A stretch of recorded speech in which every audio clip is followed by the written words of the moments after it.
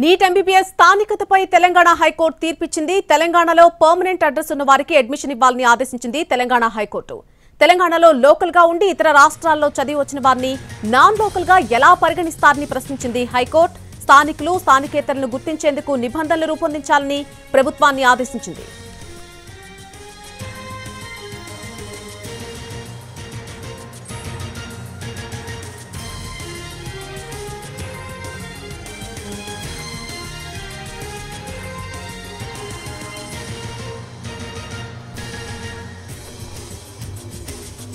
Neat MBBS స్థానికతపై Telangana high court తీర్పునిచ్చింది. తెలంగాణలో పర్మనెంట్ అడ్రస్ ఉన్న వారికి అడ్మిషన్ ఇవ్వాలంటూ ఆదేశించింది తెలంగాణ హైకోర్టు.